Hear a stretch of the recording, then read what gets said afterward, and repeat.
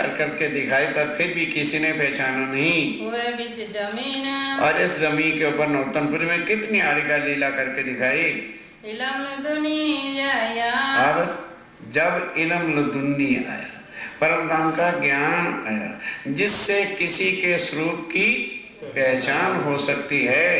पढ़ा न काहूं चैन किसी को पहचान नहीं हुई, फिर भी चलते चलो। दजाल ने अब जिस समय वाणी उतरी तो कितने संकट आए। नाजल के वक्त जब नाजल मैंने जाहिर होना, वाणी का प्रकट होना हफ्से जेल में हुआ। एक मुंह को मारेगा। क्यों? दजाल माया का रूप समझ गया कि ये अगर ज्ञान आ गया तो मेरा कहीं ठिकाना रहेगा नहीं, ये मुझको मार डालेंगे और मेरी दुनिया से छूट के चले जाएंगे, तो मैं अल्लाह ताला को क्या शक्ल दिखाऊंगा। उन्हें हुक्म दिया है कि मेरे माशूक आ रहे हैं आशिक, इनके ऊपर हजारों विपत्तियां डालना, सुख में डुबा देना और इनको मेरी याद आने नहीं देना। पर ये जो अब वाणी आ रही है ये अर्श परम धाम की है, इसके सामने मेरा कोई भी हथियार नहीं चलेगा। वक्त फरदा रोज क्यामत, फरदा रोज क्यामत इसको कहते हैं। जामा दूसरा, तब जब उन्होंने दूसरा जामा अर्थात में राय ठाकुर के तन में आए, चलते चलो क्या हो गया, इमाम मेहंदी साहब के तन में आ गए। तब दजाल ने जानिया, तब दजाल ने क्या जाना, इन्हें मेरे मारने का क्या भाई इनको केवल मेरे ही मारने का धंधा है और ब्रह्म सृष्टि को छुड़ाने का काम है, जागना मैं भी नहीं देना। तब इनके सामने, तब आपको ध्यान दो, अकोट में माया सामने आ गई। कहते हैं राणा जी महाराज फाउल गेम खेल रहे हैं, यू आर प्लेइंग रॉन्ग। आपने मुझे क्या हुक्म दिया था कि मेरे मोमिन आ रहे हैं, इनको बुला के रखना, और फिर आपने ये तो नहीं कहा था कि मैं आऊंगा। चलो आप आ गए, विदाउट एंट्री अंदर घुसे बैठे हो, तो मैंने कहा चलो कोई बात नहीं। फिर ये बताओ कितनी ऐसी बात है, ये जो परम धाम का ज्ञान लेके निजबुद्ध आ गए हो, इसका भला क्या दुनिया में कोई मुकाबला कर सकता है? तो फिर मैं तुम्हारे हुक्म को कैसे मानूंगा। पर फिर भी चुपाई पकड़ते चलना, मैंने तुम्हारी वाणी को मोमनों के दिल में ना घुसे 4 हथियार बनाए, जितनी मर्जी चर्चा सुना लेना, मैं साफ करता रहूंगा। मैंने कहा भाई बता, कहने कि ये तो और फाउल गेम खेल रहे हो, मैं अपने गुप्त हथियार क्या बताऊं, चलो हुक्म दिया जाता है बताओ। कहते अच्छा अब जब हुक्म है तो बताओ जी। पर से एक बेईमान औरत, क्या निकट भविष्य में चल के मैं क्या करूंगा, तुम्हारा तो होगा वाणी का प्रचार, तो मैं नंगे डांस शुरू करूंगा, तो फिर तुम्हारे 2 मोमिन नहीं ना जाएंगे, तो मैं किसी उसके फ्रेंड के दिल में बैठ जाया करूंगा। कौन चल यार क्या बाबा जी बनता फिरता है, फ्री टिकट है, तो वो फ्री टिकट देख के कोबरा डांस जाया करेगी। काली वो चर्चा तेरी का क्या होगा।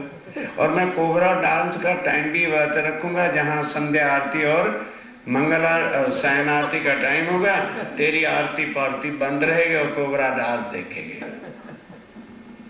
और उनके हृदय में ऐसे ऐसे गंदे विचार पैदा कर दूंगा कि लोग विषय विकारों में पड़ जाएंगे। ए बेईमान और दूजे बाजे बजावन हार, अगर उसमें सारे नहीं फंसेंगे तो मैं सबसे पहले 2 in 1 चलाऊंगा, चाहे वो कहां भी जाएंगे 2 in 1 बजता जा रहा है। ठीक है, अगर वो उससे भी नहीं काम चलेगा तो मैं हर एक के घर रेडियो रख दूंगा, और कब बजेगा, सवेरे तुमने करनी है मंगल आरती, मेरा प्रोग्राम उससे ही पहले शुरू हो जाएगा। और ऐसे ऐसे रंगीले सुनहरे दिल लुभावने रलियामने उसमें संगीत बोला करूंगा। अरे यार ओए घर वाले को कहा जाना आज तुम आरती कर लो, मैं प्रोग्राम सुन रहा हूं, कोई नहीं करेगा। तो अच्छा ठीक, हाँ। और तीसरा हथियार क्या होगा, एक बेईमान औरत, दूजे बाजे बजावन हार, तीसरे पढ़ने वाले इल्म को ऐसे ऐसे इल्मी निकाल दूंगा गद्दियों पर दूंगा बिठा, अर्थ को ढांपते रहेंगे, इधर उधर के बाजे बजाते रहेंगे। लोग किस पर विश्वास करें? हाँ, हमारा मोटो महाराज से, उनके पीछे जाएंगे, तुम्हारी वाणी को कोई मानेगा ही नहीं। अच्छा, और क्या है? तीसरे पढ़ने वाले इल्म को चौथे जादूगर होशियार। ऐसे ऐसे जादूगर धागे फूलों वाले बना दूंगा, काम उनके होने नहीं दूंगा, तो तेरे पीछे कौन नहीं भागेगा? अरे वहां से जा, धागा डोरा ले आ, तुम्हारे का लड़का पैदा हो जाएगा, उधर भागेगा। तुम्हारे पर किसी को यकीन आने ही नहीं देना।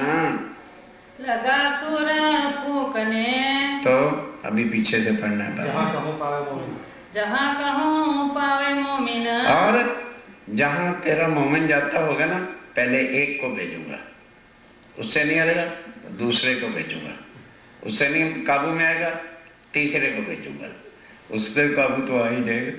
जैसे एक पंडित जी थे और वो अपने यानी पंडित पुरोहित, वो किसी के यहाँ पारायण करने गए और पारायण करके समाप्ति पूजन हुआ। तो पुरोहित जी महाराज कहते हैं, यजमान लाओ भाई दक्षिणा भेंट रखो। कहते हैं महाराज बात यह है, इस बार फसल कोई ठीक नहीं हुई है, तो आखिर पारायण का निछावर तो देना पड़ेगा। ये मेरी बकरी अभी दूध देने वाली हुई है, 2 किलो रोज दूध देती है, और मैं आपको भेंट देता हूं, ये स्वीकार करो, बच्चे दूध पीते रहेंगे। अब वो पुरोहित ने सोचा भी दे कुछ नहीं रहा, तो चलो बकरी ले चलो, बेच बोच डालेंगे, पैसे की जरूरत होगी, लेके चल पड़ा। अब आगे लोग चलते ही रात्रि को थे, कोई चोरी डाके का कोई डर ही नहीं होता था। तो किसी ने कुछ नहीं कहा। गांव के नजीक जब पहुंचा तो उस गांव के डाकू होते थे, वो बाहर गांव में जाके डाका डालते थे। उस रात उनको कोई भी डाका मारने का अवसर प्राप्त हुआ नहीं। उन चारों ने देखा कि वो पुरोहित जी आ रहे हैं, हाथ में बकरी है, इसी को यार छीन लो, कुछ तो मिल ही जाएगा, खाली तो घर नहीं जाएंगे। तो उन्होंने कहा भैया पुरोहित जी को मारना लूटना है तो फिर ठीक नहीं है। कहते देखो एक योजना बनाओ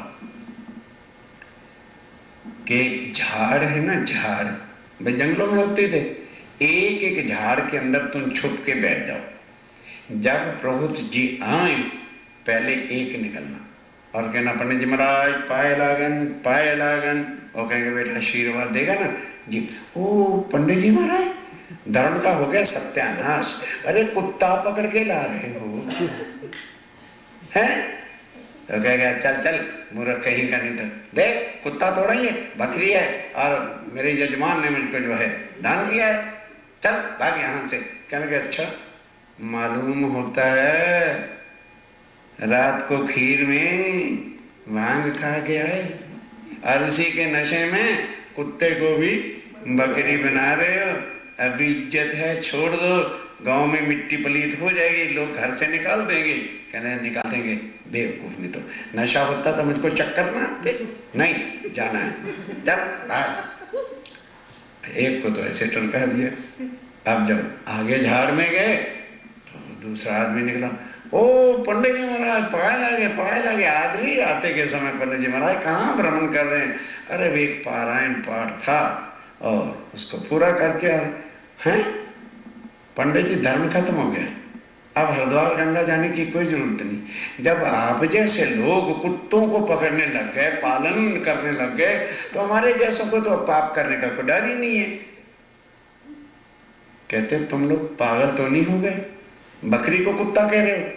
कहने के महाराज खीर का नशा चढ़ा हुआ है, एक कुत्ता है कुत्ता महाराज। तो कहता है यार पागलों, कहीं कुत्ते के सिर पर सींग होते हैं क्या? हैं? देखो इसके सींग हैं। कहते हैं नशे में सींग नजर आ रहे, ये कान है उसके। अब कहने के देखो कुत्ता कहीं दूध देता है, ये तो दूध देने वाले हैं। कहने महाराज ऐसा ही दिखता है नशे में, रात को दिन और दिन ही रात नजर हुआ करते। अभी वक्त है गांव में बाल बच्चों के रहने का ठिकाना नहीं होगा, छोड़ दे इसको, कुत्ते को, जा। अच्छा कहने लगा, जो होगा देखा जाएगा, जा तू भाग जा। थोड़ा जा आगे गया, खड़ा कर लिया, यार देख लो कहीं कुत्ता ही तो नहीं है। खड़ा करके देखा, नहीं, बकरी है, सींग भी है, दुम भी है तो बकरी, चलो देखी जाएगी। अब तीसरा झाड़ आ गया, वहां तीसरा निकला, उसने और ही विचित्रता के साथ दंडवत प्रणाम किया। क्या बोलने जी महाराज, दंडवत प्रणाम, प्राउंड आया। हाँ आशीर्वाद, बेटा जीते रहो, अब तुम्हारा आशीर्वाद नहीं लेंगे। तो मुझे आशीर्वाद दिया, ये भी मेरे ऊपर पाप चढ़ा दिया, तुम तो कुत्ते पालने लग गए हो। और उसने भी रगड़पट्टी की खूब।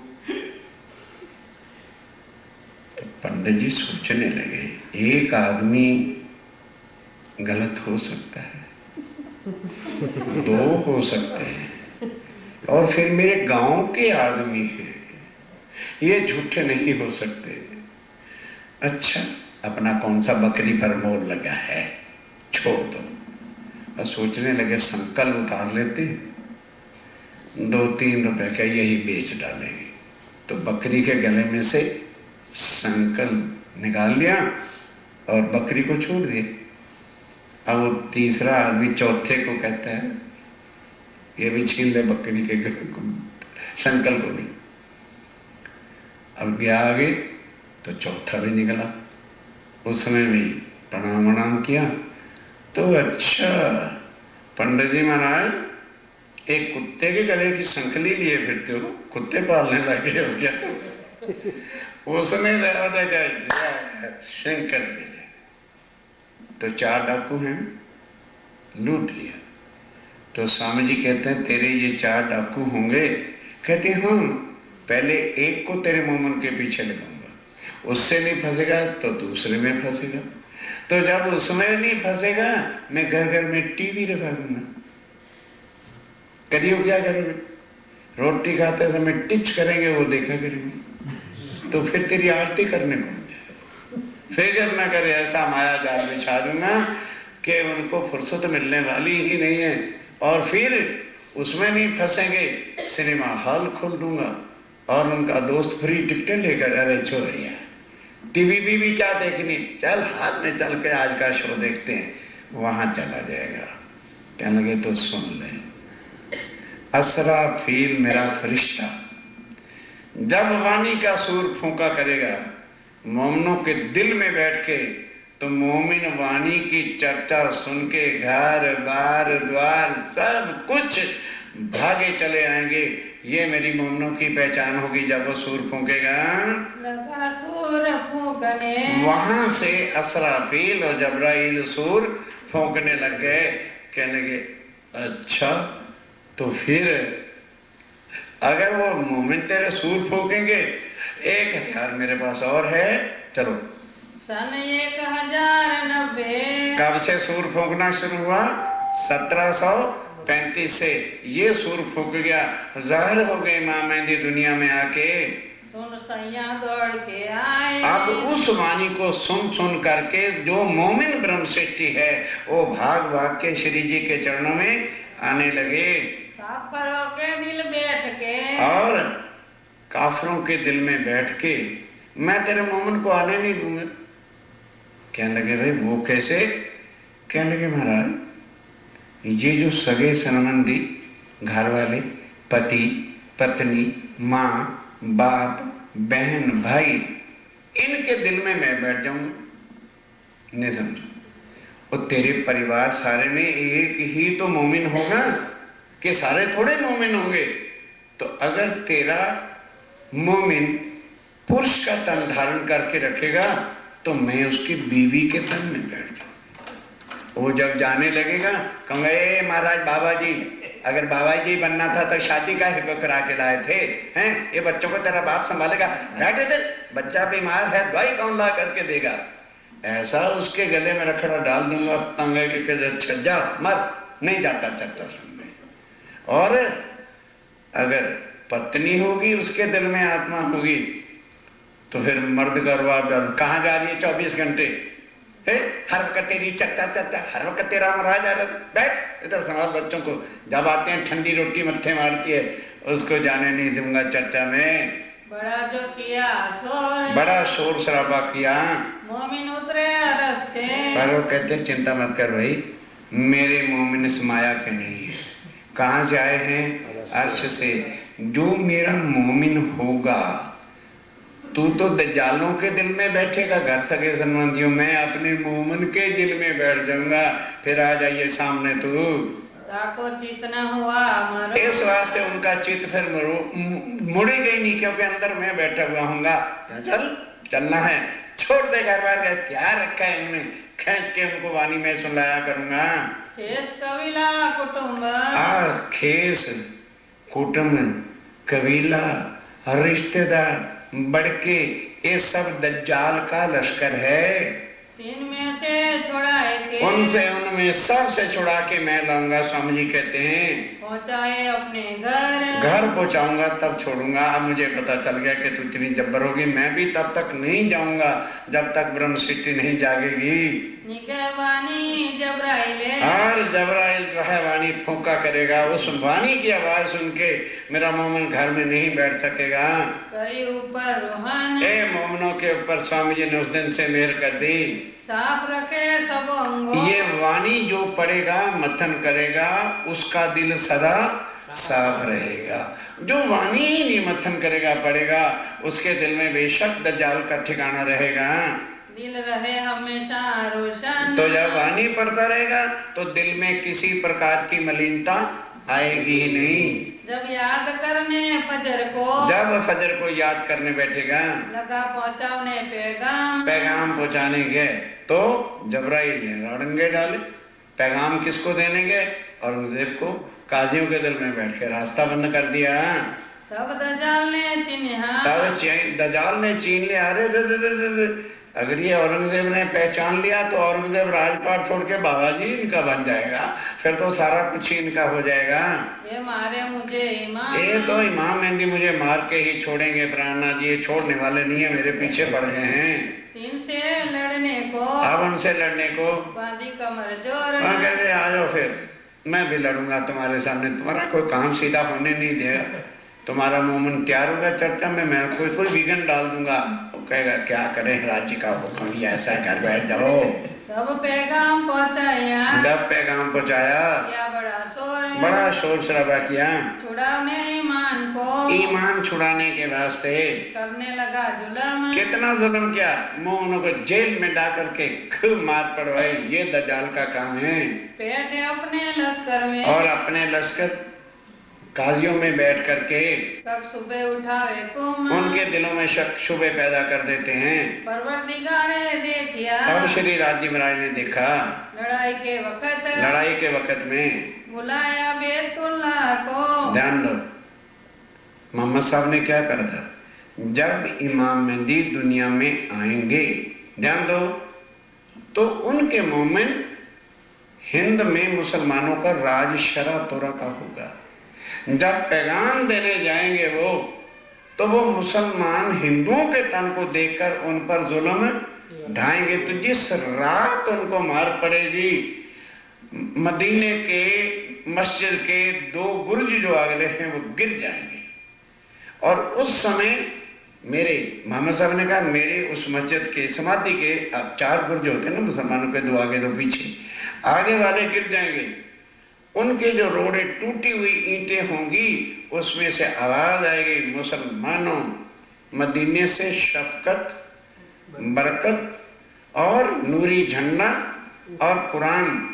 जबराइल उठा के ले गया और कहां चला गया है? जहां हिंद में इमाम मेहदी है। और ये ऐसा हुआ, ऐसा जाहिरी रूप से हुआ। और तब उन्होंने वहां से शरा तोरा के राजा औरंगजेब को लिखा, ए औरंगजेब बादशाह, यहां से कुरान उठ गया है, नूरी झंडा उठ गया है, शफकत और बरकत फकीरों की उठ गई है, कुरान भी यहां से उठ गया है। अब वो चिट्ठी आई दिल्ली में, काजियों ने पढ़ा। औरंगजेब ने कहा, क्यों भाई?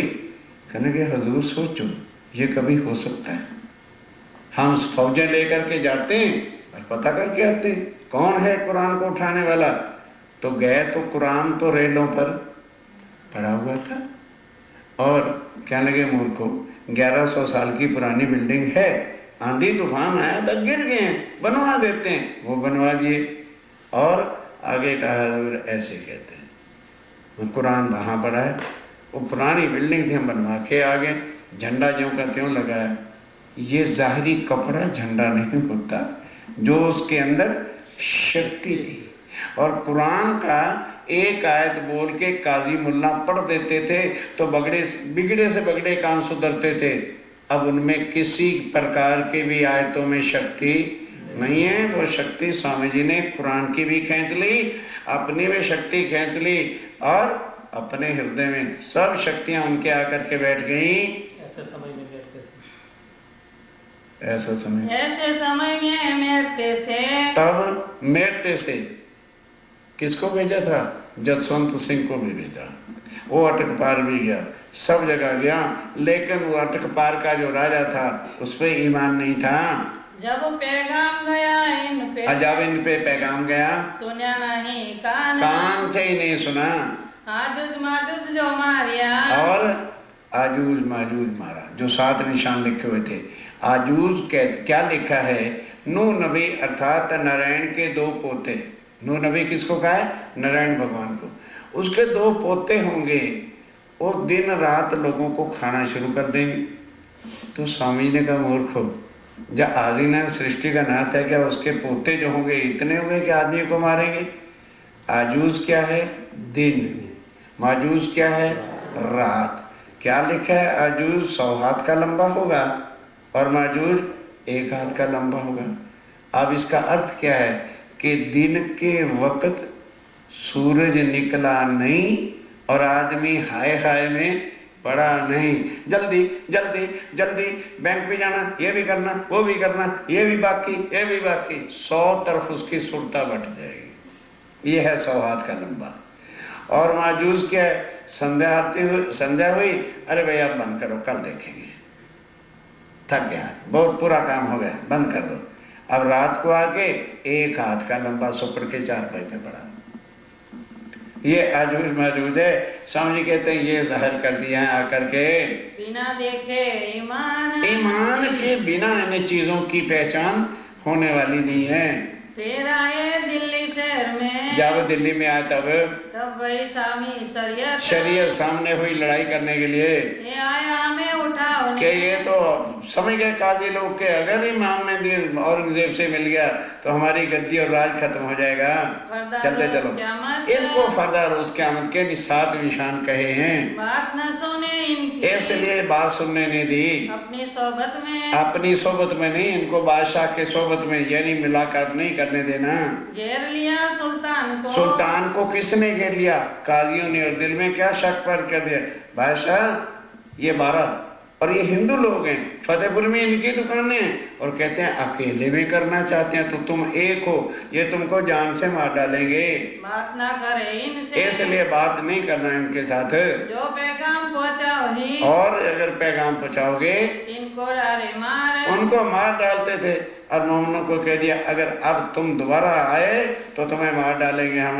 ताबे सब दज्जाल के, ये सब दुनिया किसके ताबे है? दज्जाल के, माया के अधीन सारे हैं।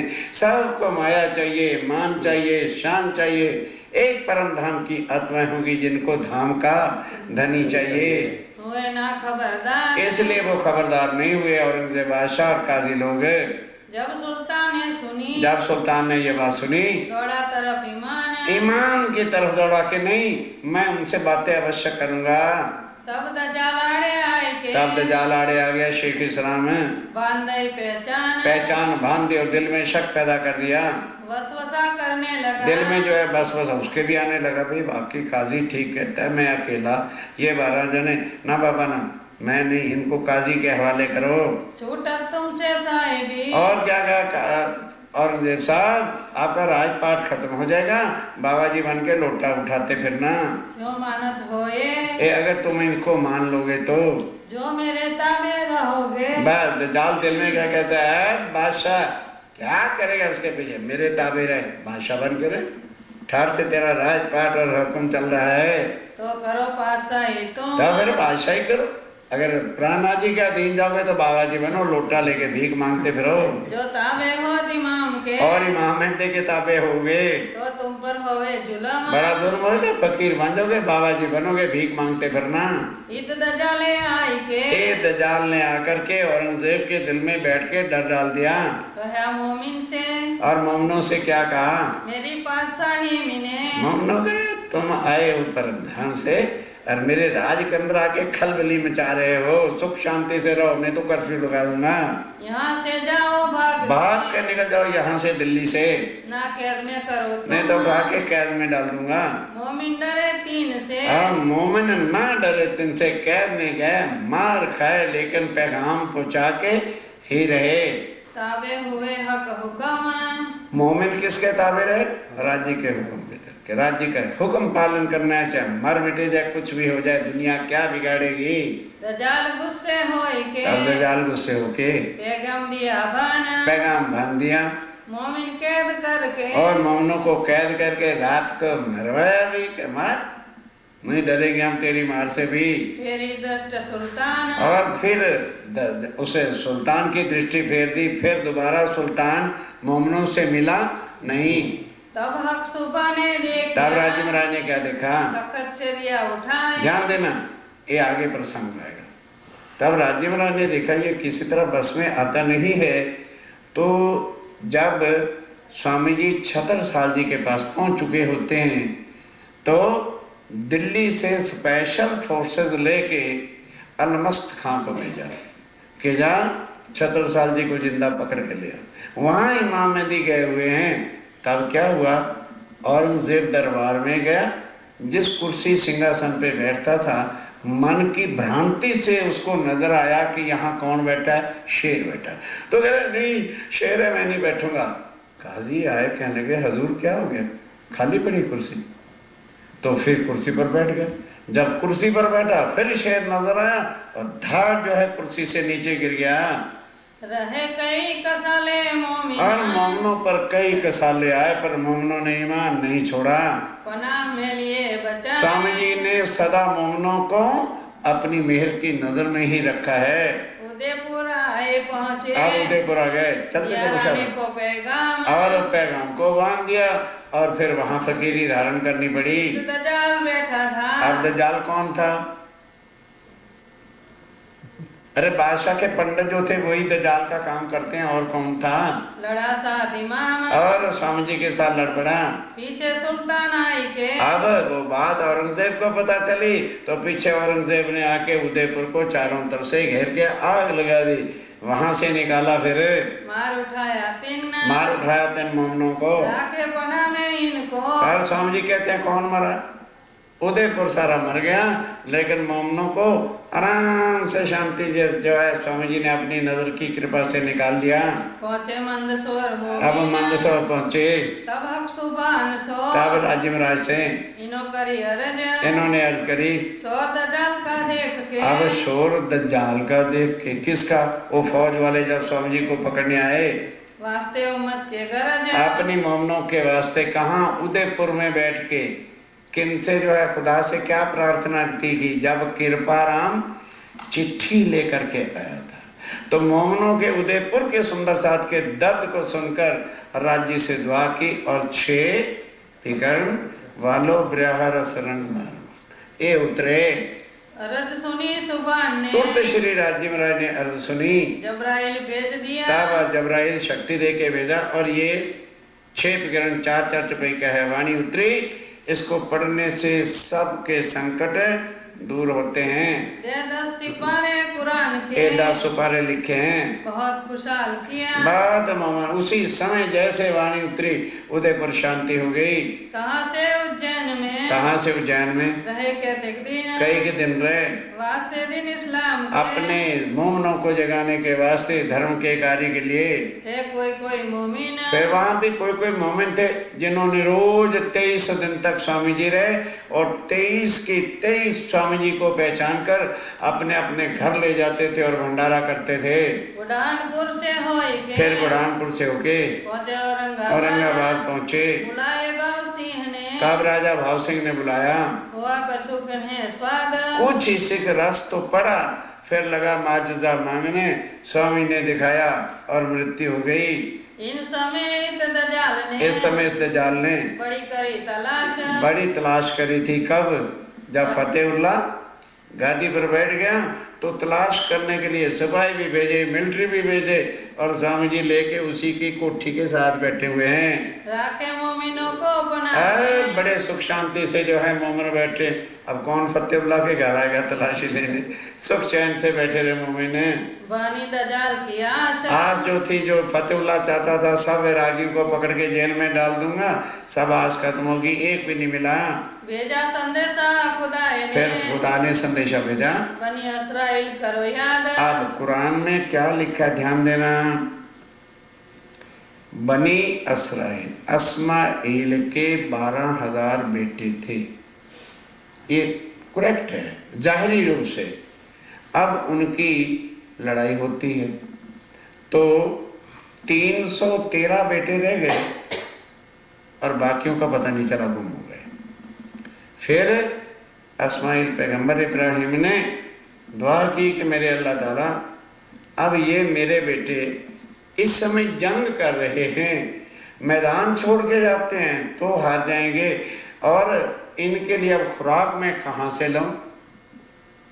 तब अल्लाह ताला ने, ध्यान दो, आसमान से भुने मुर्ग गिरे, वाणी में आता है, आसमान से भुने मुर्ग गिराए तो उन्होंने खाए और जिंदा हो गए। अब वो 313 आत्माएं जो देवचंद ने जलाए, उनको इब्राहिम, इस्माइल और इसराइल 2 बेटे थे, एक बिहारी जी एक स्वामी जी। तो अब क्या गिरा? मुर्गे नहीं, परम धाम की वाणी, जिसने खाई वो जिंदा हो गए। तुम पीछे खबर फेरून की। तब क्या लिखा है? हैरून और फैरून का किस्सा याद रखना। फैरून क्या है? औरंगजेब बादशाह। और हैरून कौन है? छत्रसाल जी महाराज। उनका प्रसंग आगे चल के सुनाएंगे। तो में खबर दे बुनियाद और उसमें हकीकत की बुनियाद दी। दई तुमको मैं कुल जमा। आप ध्यान के साथ कहते हैं सुंदर साथ जी, तुम्हारे पास वो बहुत बड़ा हथियार मैंने दिया है जिसको कहते हैं कुलजम। इसको जब तुम लेोगे, पढ़ोगे, मथन करोगे, दई मैं कुलजम तुमको और किया सबों गरक, पढ़ो मेरे इल्म को तो मिटे तुम्हारी शक।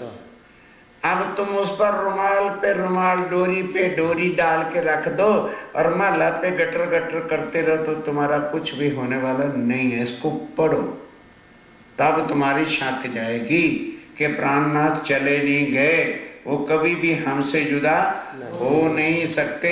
वो चुपाई भी फिर पढ़ लोगे, मैं तुम्हारे कारणे जाए ना सक्या पार इंड, तुमको वतन पहुंचाए के कायम करूं ब्रह्मांड। वाणी को पढ़ना, तुम्हारे दिल में कभी भी शक संशय रहेगा ही नहीं। और वाणी पढ़ोगे नहीं तो शक कभी हृदय के जाएंगे नहीं। संशय पे संशय, प्रश्न पे प्रश्न करते रहोगे।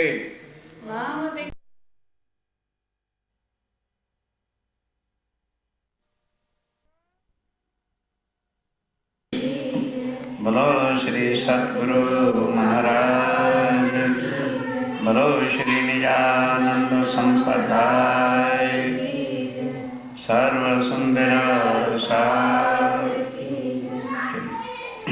श्री महामत कहे ये मोमिनो, शुक्राना लियाओ बजाए, दज्जाल सो लड़ाई और क्यों कर किए बचाए, लिए बचाए।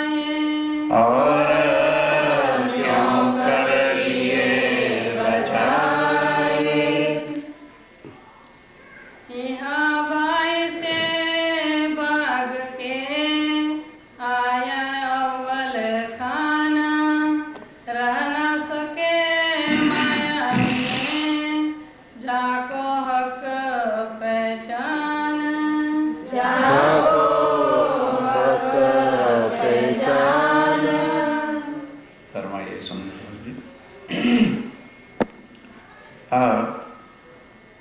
आप श्री राज्य महाराज वह धाम के धनी पार ब्रह्म सच्चिदानंद स्वरूप अक्षरातीत आप प्राणनाथजी महाराज 1735 में जैसा कि शास्त्रों में लिखा था और कलयुग की इसी 28वें कलयुग की इतनी भारी महिमा थी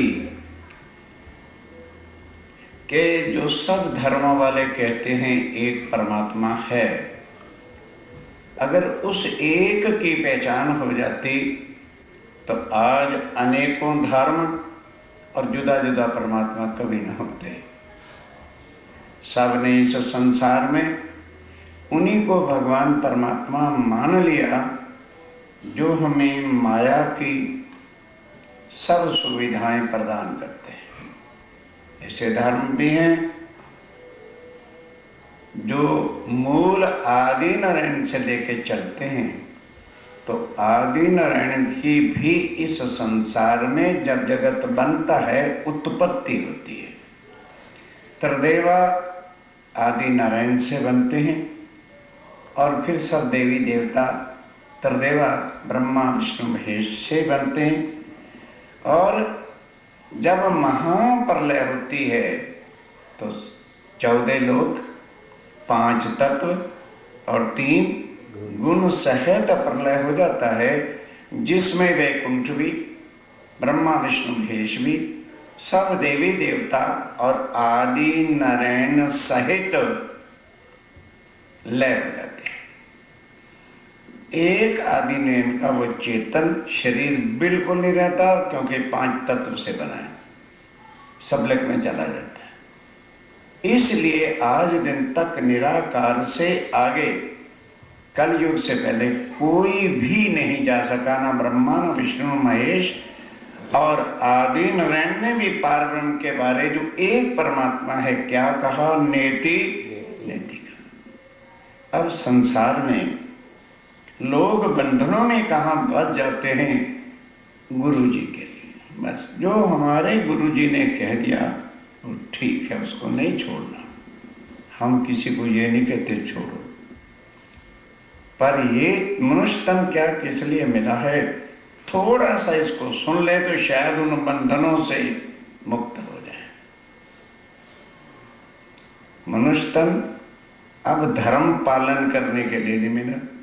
अब ध्यान से जरा आज दोबारा कुछ रिपीट कर रहा हूं। Dharmas and karmas by body not by soul. यह समझ में आना कुछ मुश्किल है। और यही चीज गीता के अंदर क्या कहा अर्जुन को, सर्वाणी धर्मम परित्यज। कौन से धर्म? गुरु देवो भव। पहले गुरु को क्या उपदेश दिया कि हे अर्जुन, सबसे पहले संसार में गुरु को ही परमात्मा समझ के मानो।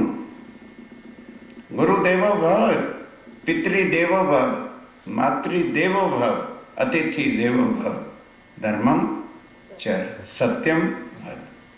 और फिर कुरुक्षेत्र के मैदान में तीनों गुरु खड़े, गुरु द्रोणाचार्य, गुरु कृपाचार्य और गुरु भीष्म पितामह, और तीनों मोर्चे पर खड़े हैं अर्जुन के विरुद्ध। तब कहा सर्वाणि धर्म परित्यज एकम माम शरणम व्रज। वो जो पहले मैंने धर्म बताए थे उसको अब छोड़ दे और इन गुरुओं को मार। हिंदू कहते तो हैं हमने गीता पढ़ी है, श्लोक पढ़े हैं, गीता को वो समझते नहीं, इसमें ज्ञान कहां का है। फिर आदि नारायण भगवान श्री कृष्ण सामने खड़े अपना वैराग्य का स्वरूप दिखा दिया। देख, जिनको तो गुरु समझता है ये मरे पड़े हैं। सारी दुनिया जन्मती और मरती है, पिछले कर्मों के हिसाब से हमारा इस शरीर से रिलेशन होता है। कोई मां बनती, कोई पत्नी बनता, कोई पति बनता, कोई गुरु बनता है, और उसके बाद कोई गुरु नहीं। क्यों? शरीर के गुरु धारण किए।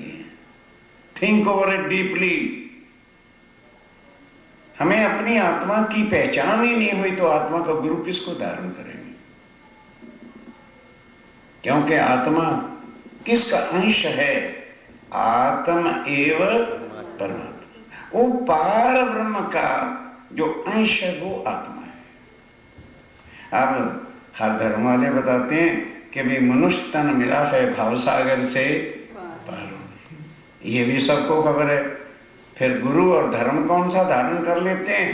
जो निराकार से आगे ले जा नहीं सकते और वजूद के साथ ही उसकी बंदगी, भक्ति, ध्यान देना, भक्ति, शक्ति और ज्ञान देते हैं। ये तीनों चीजें भाव से पार नहीं करती। सोचिए, भक्ति बाय बॉडी और भक्ति फिर शक्ति मिलती है, उससे भगवानों से मानते हैं जिसकी हमने भक्ति की होती है, वो भी इधर खत्म। अब तीसरा ज्ञान किसका? या ब्रह्मा का, या विष्णु का, या महेश का। तो यदि ज्ञान के द्वारा या भक्ति के द्वारा पार ब्रह्म मिलते होते तो शंकर भगवान से ज्यादा कोई भक्ति नहीं कर सकता और ब्रह्मा जी से ज्यादा किसी के पास ज्ञान है ही नहीं, क्योंकि दुनिया के कुल ज्ञान का मालिक जो है ब्रह्मा है। और भक्ति शंकर भगवान जी जब से सृष्टि बनती है कैलाश पर्वत पर बैठ करके भक्ति करते हैं और अंतिम समय तक पार ब्रह्म का ज्ञान नहीं। इसीलिए सारे ग्रंथों में इस 28वें कलयुग की महिमा लिखी कि अभाविनो भविष्यन्ति मुनियो ब्रह्म रूपना उत्पन्नाय कलयुगे, कलयुग में आएंगे मनुष्य तन में प्रकट होंगे, लेकिन वो ज्ञान उस परम धाम का बताएंगे जहां से पार ब्रह्म स्वयं आएगा। अब वो इस मार्केट में, झूठ की मंडी में कभी ना आए थे और ना फिर कभी आएंगे। अब उसको क्या प्रमाण है कि भाई निजानंद संप्रदाय वाले कहते हैं वही एक है। Now come to the point. जब कई सुंदर साथ ये भी नहीं समझते होंगे कि जागनी किसको कहते हैं। जागनी का मतलब है जगाना नींद में से।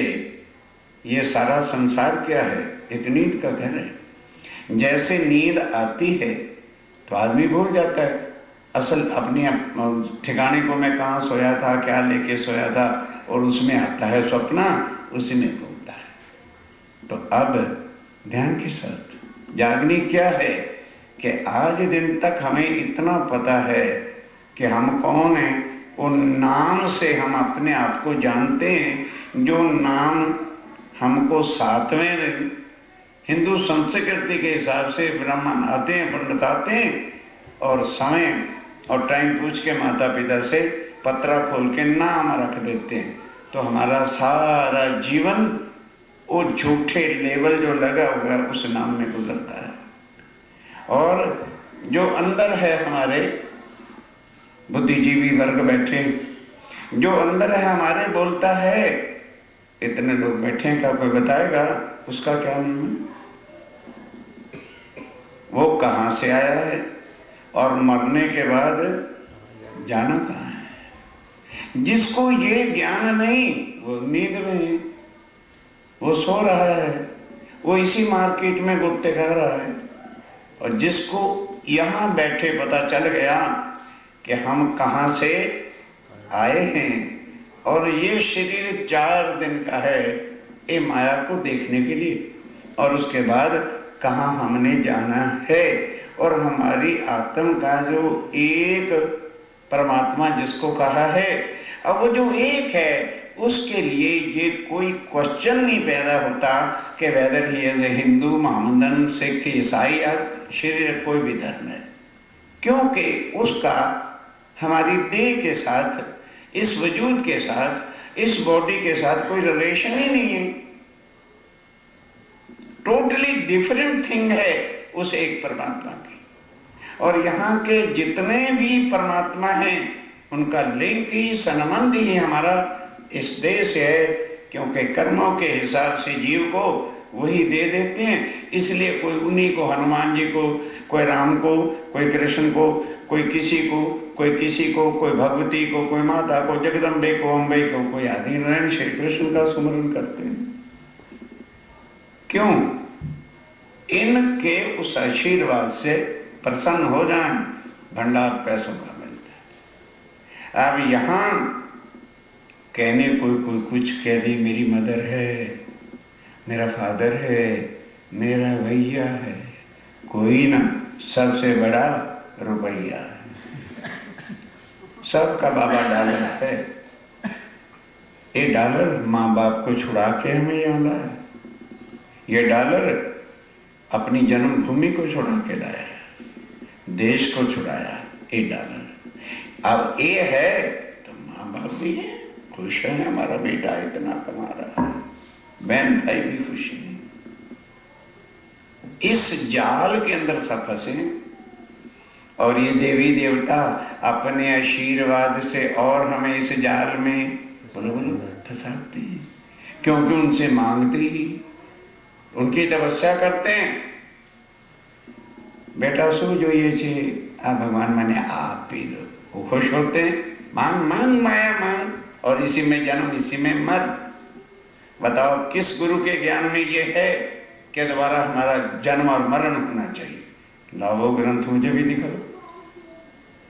मनुष्य तन हमें 84 लाख योनियों के बाद मिलता है एक बार, चाहे तो भवसागर से पार हो जाओ और चाहे फिर आवागमन के चक्कर में आ जाओ, ये तो आपकी अपनी चॉइस है। और 28वां कलयुग, इससे कोई लक्की और कलयुग ही नहीं, या सतयुग नहीं, या द्वापर नहीं, क्योंकि इस युग में कौन आ गया है जो सबका एक है। अब आज ये इसलिए रिपीट करना पड़ा क्योंकि यहां भाई से भाग के आया अफजल खान। ये औरंगाबाद में जब स्वामी जी भ्रमण करते हुए गए थे तो वहां मुसलमानों ने भी चर्चा सुनी और उनको समझाया स्वामी जी ने कुरान से। तो वो औरंगजेब के टाइम में मुसलमान धर्म को छोड़कर स्वामी जी के चरणों में आ गए कि ये तो हमारा अल्लाह ताला पूर्ण ब्रह्म अक्षरातीत है और हमारी आत्म का मालिक है। फिर पढ़ते भी रहते, the god which relates only one community is not a god. जो एक पक्षीय परमात्मा है, how we can say that he is the supreme one. हिंदुओं के जितने भी भगवान हैं, चाहे वो आदि में है, चाहे राम है, चाहे कृष्ण है, उनको हिंदू ही मानते हैं या कि मुसलमान भी हिंदू ही मानते हैं। Mohammedan can't believe. इसी तरह मोहम्मद है और बड़े बड़े उनके पैगंबर हुए हैं, सिर्फ मुसलमान मानते हैं, मोहम्मदन बिलीव करते हैं, हिंदू तो नहीं करते। इसी तरह क्रिश्चियन के ईसा है, मूसा है, दाऊद है, तो उनको क्रिश्चियनिटी बिलीव करती है। सिखों के गुरु हैं तो उनके ऊपर सिख बिलीव करते हैं। तो सेपरेट पक्षीय एक कम्युनिटी के परमात्मा हुए, और वो जो प्राणनाथ है वो किसी एक कम्युनिटी का नहीं है। He is got only relation with our soul, not by body. हम वजूद से हिंदू, मुसलमान, सिख, ईसाई, राम भक्त, कृष्ण भक्त इत्यादि हैं, आत्मा नहीं। कर्म एंड धर्म जो वजूद से होता है by body, not by soul. Soul के लिए पढ़ो सब ग्रंथों को, आत्मा कर्मों से परे, धर्म से परे। तो अब जिन जिन को उनका ज्ञान प्राप्त हुआ और स्वामी जी ने अकोट में, अकोट एक मध्य प्रदेश का नगर है, वहां पर पहुंचे तो उन्होंने उन मुसलमानों को भी चिट्ठियां लिखी कि भाई यदि तुम मुसलमान हो तो मैं आपको कुरान के प्रमाण दे रहा हूं, क्वेश्चन देता हूं, उसके आंसर दो। किसी ने नहीं दिया, कहां से लाए? इसी तरह से जब वहां अव्वल खां को पता चल गया कि मेरे प्राणों के नाथ, जिसको कुरान में इमाम मेहदी खुदा आवेगा वही है, पहचान चुका था, और वो यहां पर आ गया कोर्ट में। अब आगे क्या होता है? बहुत दिलासा आ करके बड़ा रोने लगा कि स्वामी जी आप हमें छोड़ के क्यों आ गए? कहने लगे भाई चिंता मत करो, घबराने की क्या जरूरत है, 4 दिन ही अगर भाइयों में रहना भी पड़ता है तो रहो, अब हम अपने मूल ठिकाना, जहां शास्त्रों में पहले से लिखा, सतयुग से लिखा है, जब पार ब्रह्म दुनिया में आएंगे तो अपना नूरी झंडा कहां लगाएंगे? पद्मावती केन सद्दे मध्य पृष्ठे विराजता इंद्रावती नाम सहदेवी भविष्यंती कलयुग में जा रहे पर ब्रह्मक्षाती दुनिया में आएंगे। मध्य प्रदेश में पीठ पर उसका जो आखिरी जिला होगा, वहां किलकला नदी होगी, उसके किनारे पर आकर के अपना धाम बनाएंगे। जो भजन भी रोज कहते हो, शिव शंकर कहेगे उमा को ऐसा करेगा, विंध्याचल पर्वत के ऊपर सुंदर धाम सोए। ये भविष्य पुराण में लिखा। अब उस तरफ जाना है भाई, तो इस वास्ते 4 दिन भाइयों मेरा स्थान बन जाएगा, हम आपको बुला लेंगे। तुमको दुनिया लगे, तुमको ध्यान दो, तुमको दुनिया ना लगे। जिसकी आत्म, ध्यान दो, जागनी किसको कहते हैं? तेरी अब आत्म जागृत हो चुकी है, तूने उस पार ब्रह्मक्षातीत को पहचान लिया है, इसलिए 4 दिन माया में तू रहेगा भी, तो तेरा दिल माया में अब लगने वाला नहीं है। हम जब बैठे एक ठाम, जब हम अपने ठाम में जाके पन्ना जी बैठ जाएंगे, तब तुम्हें बुला लेंगे, फिर तुम वहीं आ जाना। जिन तुम हो दिल की, इस वास्ते तुम उदास मत हो कि हम तुम्हें छोड़ के थोड़ा ही जा रहे हैं, लेके जाएंगे। तुम हमारी आत्मा, तुम हमारी कौन? शरीर का नाम ही तो मुसलमान है, आत्मा थोड़ी मुसलमान। शरीर कोई भी हो सकता है, आत्मा तो 4 वर्णों में आई हुई हैं। जब इन आत्म तत्व से हम एक हों, तो फिर क्या धर्मों के झगड़े रहेंगे? ना छोटे का क्वेश्चन, ना बड़े का क्वेश्चन, ना छोटी जाति, ना नी जाति, मोटी जाति, ब्राह्मण से क्षत्रिय से, आज बाय बॉडी आत्मा सबकी एक है। ये है परमाणु साक्षातीत का, कि वो पार ब्रह्मक्षातीत आके ऐसा ज्ञान देंगे कि जो दुनिया में आज कोई भी तीर्थंकर अवतार सबको एक नहीं कर सका, क्योंकि उन्होंने धर्म के और बॉडी के जुदा जुदा ज्ञान बताए, इसलिए सेपरेशन सेपरेशन सेपरेशन बढ़ती चली गई। और आज कलयुग में कई धर्म अभी अभी बन गए, कोई स्वाध्याय वाला हो गया, कोई योगेश्वर वाला हो गया, कोई हो गया, कोई कुछ हो गया, कोई कुछ हो गया, और अधिक टुकड़े हो गए। कोई आत्म तत्व के ज्ञान को लेना नहीं चाहता, क्योंकि आत्म तत्व के संबंध जुड़ते ही पिछले संबंध छोड़ने पड़ेंगे। जैसी लड़की की मैरिज होती है, तो मायके की रीति रिवाज छोड़ती है कि नहीं? बोलो बोलो। जब एक की हो जाती है, तो फिर उसी की रीति रिवाज को पालन करती है। इसी तरह से जब आत्मा का संबंध उस पार ब्रह्म के साथ हो जाता है, तो फिर संसारिक गुरु और धर्मों की रीतियों को छोड़ना पड़ेगा, क्योंकि वो शरीर से धारण किए हुए हैं और ये आत्मा का संबंध है। इसलिए हमारे यहां वो गुरु पद्धति है ही नहीं। गुरुजी गुरुजी गुरुजी गुरुजी गुरुजी मर गई दुनिया इसी के अंदर ही, क्योंकि गुरु की भी आत्मा और जिसने बैठ के ज्ञान लेना है उसकी भी आत्मा, आत्मा तो दोनों की एक है। ये नहीं कि गुरु की आत्मा गुरु है और चेले की आत्मा चेला। वननेस, ये समझ में आना बड़ा कठिन बात है। हाँ, बॉडी के हिसाब से हम उनका आदर कर सकते हैं, भी इन्होंने हमें ज्ञान दे करके भटके हुए रास्ते से उस पार ब्रह्मक्षातीत के साथ जोड़ा है। तो स्वामी जी कहते हैं घबराने की जरूरत नहीं, हम अपने मूल स्थान पर ना जा रहे हैं, तुम वहां पर तुम्हें बुला लेंगे, फिर चिंता क्यों करते हो? तुम सुरधीर और तुम सच्चे सुरधीर हो, तेरी आत्मा जागृत होगी। अब तुम्हें मुसलमान से मतलब या हिंदू से मतलब ही क्या है? तुम 4 दिन रहो, 4 दिन भाइयों में रहो, चलते चलो, और जल्दी काम हो रहा है। तुम बैठे रस में, तुम्हारी परात्म कहाँ है? परम धाम के अंदर मूल मिलावे में बैठी है। तुझे चिंता की क्या जरूरत है? निज वतन जो धाम, जहां अपना निज वतन है, जहां से हम माया में आए हैं और खेल देख करके वापस जाना है। तो कई सुंदर साथ हमारे कहते हैं, अरे भाई एक बार तारतम ले लिया, अब दोबारा क्या लेना है? क्या उस तारतम से कितना विषय आया, किसी की आत्मा जागृत हुई। फिर कैसे एक आगे हिंदुओं में क्या रीति थी, 2-2.5 साल की लड़की हुई, उसका शादी कर दी, बाल विवाह, जो अनजाने में हो गया, पता भी नहीं लगा। और गुरुओं ने संख्या बढ़ाने के लिए क्या कर दिया, क्या हो गया, ऐसा तारतम्य जगाएगा तुम्हें। थिंक, अंदर सोचो। और अब पहले तो तारतम्य के गुरु धारण किया था ना, मैं किसी का गुरु बनता ही नहीं। राज्य के सन्मुख बैठ के आत्मा का लगन था कि वो मेरा धनी है और उन्हीं के सामने बेनती है, मोह अंगना नहीं। फिर किस बात की शर्म, वो दोबारा लिया।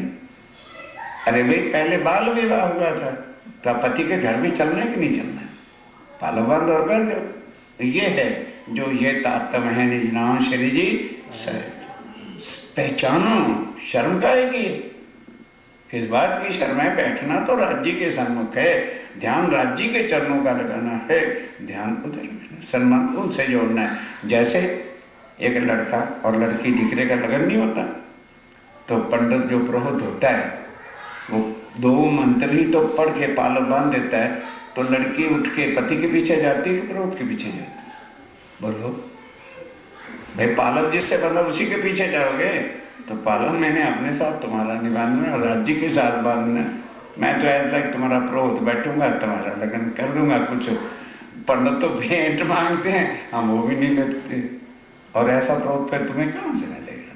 सोचो, बाई सोल सोचो। ड्रैगन फांस के फंद पड़े थे, आगरू का फंद घर में तो पधराम नहीं रोज पर छे, और भेंट तो रोज पर छे। यहां इससे वाइट क्लियर और क्या तुम रास्ता देखना चाहते हो? मुसलमान हैं, कितनों के नाम सुने जिन्होंने मुसलमान धर्म, इस्लाम, अल्लाह, मोहम्मद को छोड़ा और सीधा स्वामी जी के चरणों में आ गए। और हम तो राज्य के अंग हैं। आकोट के चौधरी, अब ध्यान दो, जिस आकोट में ठहरे हुए थे उसके चौधरी, जो वडेल मतलब प्रधान वगैरह था, उसने स्वामी जी की जो चर्चा सुनी, आगे छोड़ते जाना, ध्यान दो। तो 2-3 बार वो अपने घर, भाई अच्छे महात्मा है, इनकी पधरामनी करानी चाहिए, घर ले गया, भोजन कराया, सब कुछ कराया, लेकिन आत्मा जागृत हुई नहीं। अब जब वो चलने लगे, स्वामी जी वहां से अब चल रहे हैं आगे को, तो उन्होंने सोचा मैं और क्या भेंट रखूं। स्वामी जी बहुत महान पुरुष हैं, तो एक वाइट घोड़ा, सम्मत घोड़ा, सम्मत कहते हैं सफेद को, वो दिया कि स्वामी जी यही आपके चरणों में भेंट करता हूं कि सुविधा रहेगी, आगे जहां भी आपने जाना है इस पर सवारी करके जाना। भले भाई तेरी ऐसी इच्छा। तो अब स्वामी जी उस पर बैठ के साथ जितने भी सुंदर साथ हैं वो एक जमात बन के चलते हैं। वहां से चल के एलजपुर आ जाते हैं। हुसैन ने रसोई का, और रसोइया भी दी उसने, चौका भई दिन 3, और चौका हुआ वहां। मैं जानत नहीं कछुए, और मैं कुछ जानता तो नहीं, ये लोगों कहा किन, ये लोगों का किन है। डोली में बैठा है के। अब एक बराड़ का पंडित आया था, वो स्वामी जी की, वो कबीर पंथ का था, और उसके चर्चा सुनने के बाद उसकी आत्मा जागृत हो गई, अक्षर में पहुंच गई। बस यही कहता है स्वामी जी को, हुआ सब तुमसे तुम ही तुम, हुआ सब तुमसे तुम ही तुम। मतलब सुरता उधर लग गई। घर जाता है, फिर वापस आता है, स्वामी जी के पास आता है, फिर आता है, सारा दिन इसी तरह से करता रहता है। एक दिन प्रातः काल स्वामी जी नदी के पार दातन को लेके गए थे, भागा भागा आया, नदी भी नहीं दिखी, नदी में घुस गया और उसमें डूब गया। नदी तो गहरी थी।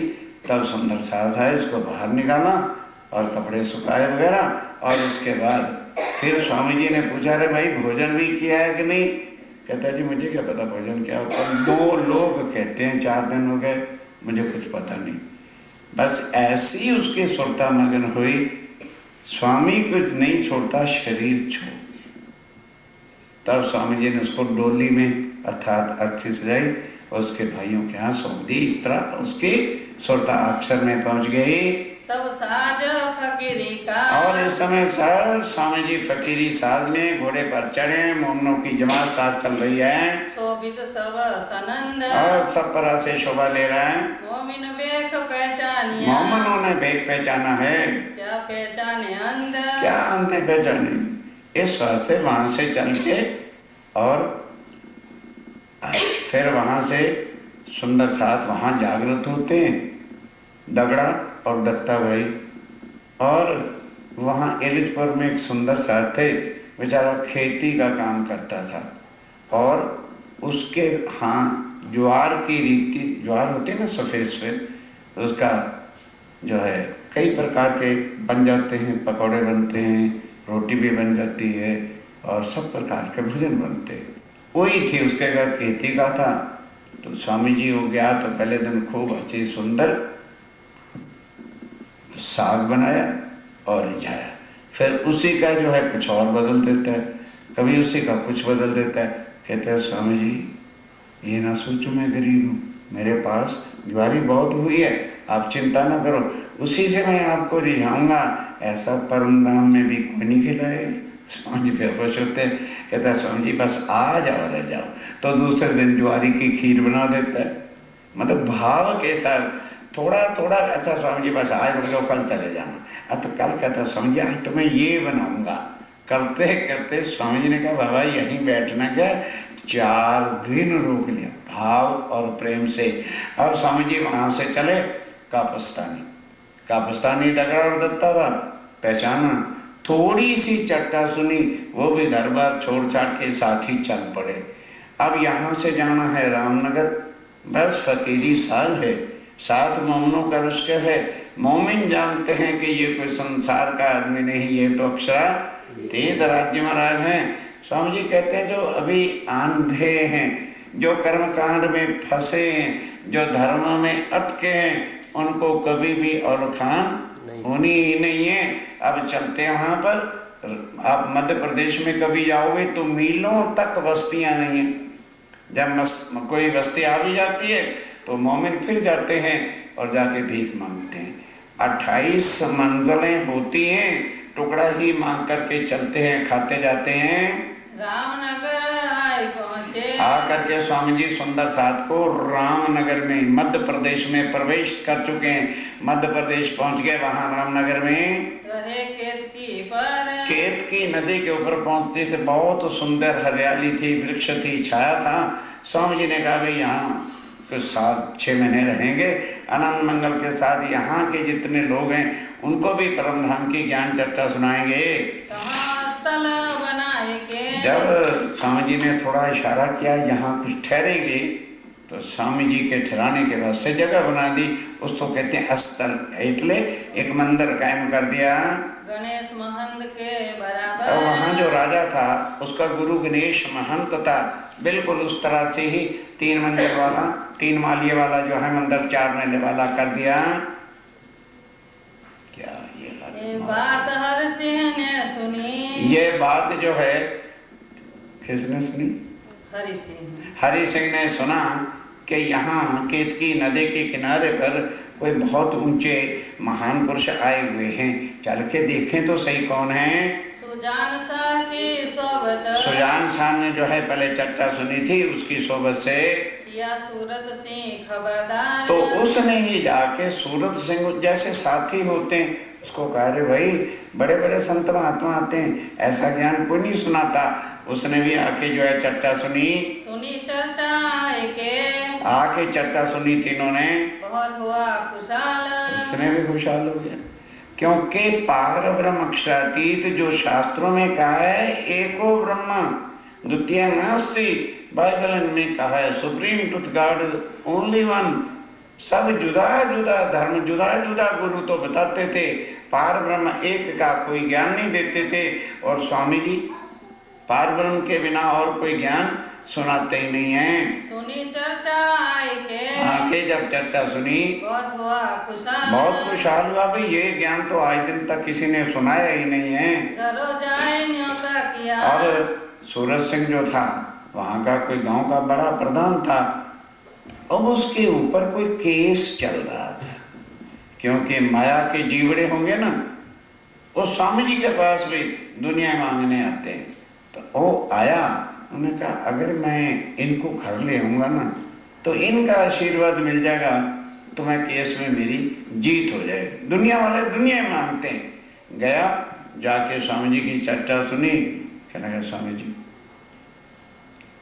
हमारे घर पधारो, मैं चाहता हूं आपके और सुंदर साहब को एक रसोई दूं। जब भाव से जो भी कहता था स्वामी जी उसके घर चले जाते थे। चल भाई, अब उनके घर आ गए, खूब आनंद मंगल के साथ भोजन बनाया, सब सुंदर साथ को पंक्तियों में बिठाया और स्वामी जी के लिए खूब आसन लगाया और खुद खड़े होके परीसने लगा। आप धोती पहन के, अब खुद धोती वगैरह पहन के परीस रहा है, झुकते बैठा है श्री राम और बड़ी युक्ति के साथ सिंहासन बना के स्वामी जी को बिठाया। बलि बैठक ऊपर, बड़ा अच्छा सिंहासन लगा करके साथ बैठा दो पगथिये, और सुंदर सा 2 पंक्तियों में बैठ गए करे सेवा दिलदार, और बड़े दिल में भाव ला करके जो है सेवा कर रहे। कोई कहता है बस नहीं, एक खा के देखो बड़ा मीठा है, ले आओ तो सही, मेरे कहने से आधा लो। ऊपरा ऊपर परोसते हैं पातर लगे फिर और सबको बतल परोस दिए गए, ऊपर डोले वाई, और ऊपर खुद खड़ा, गर्मी का मौसम होगा, पंखा लेकर के जो है वायु कर रहा है।